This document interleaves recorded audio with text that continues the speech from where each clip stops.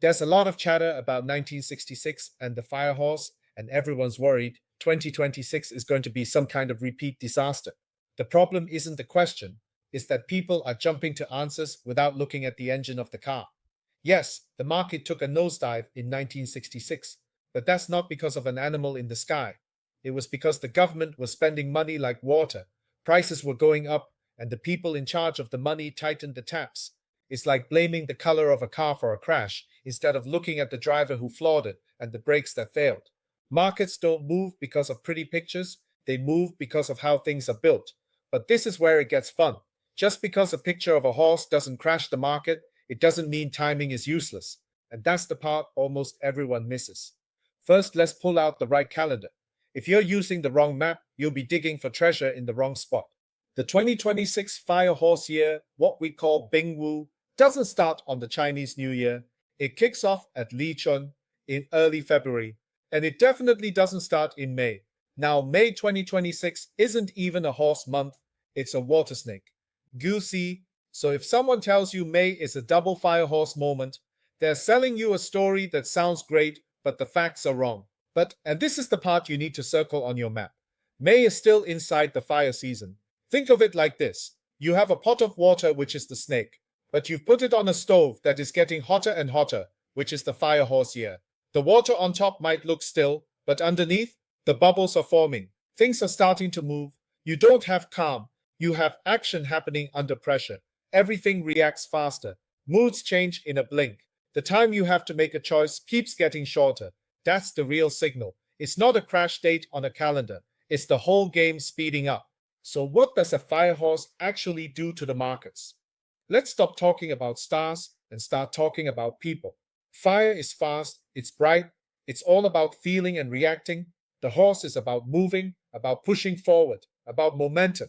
Put a rocket on a race car, what do you get? You get an environment where nothing stays put. Good news goes to the moon. Bad news hits the floor. Stories and rumors change by the hour. And if you're the kind of investor who waits for everything to be proven and double-checked, you'll always be one step behind, reacting to what already happened. So when people say 2026 will be volatile, it's not some magic spell, it's just human behavior. When you have less time to think, you get more volatility. That's just how people work. Now back to May. Even though it's not a horse month, it's important. It's the warm-up lap.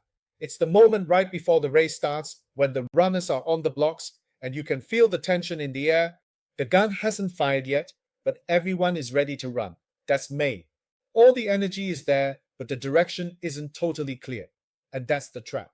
Because when things start moving, we think we know what's going on. In reality, we're just reacting to bits and pieces of the story. May isn't dangerous because of some cosmic clash. It's dangerous because it makes you feel like you have asterisk to do something. Right now, even when you don't have the full picture. You see movement, you feel the urgency, but the ground underneath you might still be soft. So what does this feel like in your bank account? It feels like jumping on a surfboard way too early, before the wave has even formed. You just get tumbled around in the white water. The wave rides you, you don't ride the wave. That's chasing a trend too soon. It's acting on a headline without knowing the real story. And this is where fire becomes a problem. Fire makes everything feel bigger. A little bit of good news feels like you won the lottery. A tiny bit of bad news feels like the end of the world. Both feelings lead you to buy or sell at the worst possible time. So the question isn't what stock will pop in May.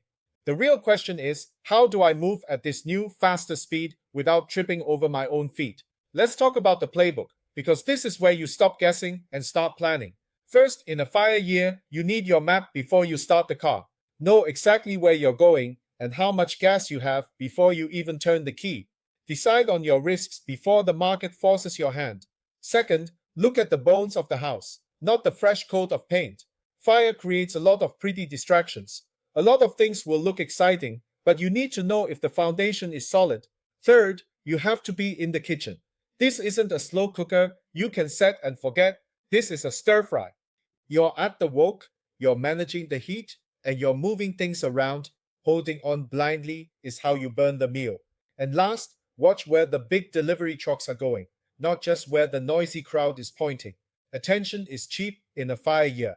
Real money still looks for real value. So, let's be crystal clear about May 2026.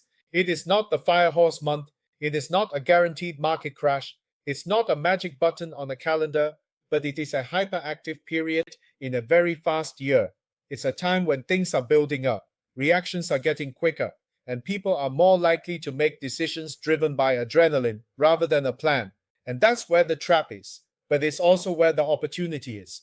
Because in a year like 2026, you don't win by being the fastest. You win by knowing exactly when to run.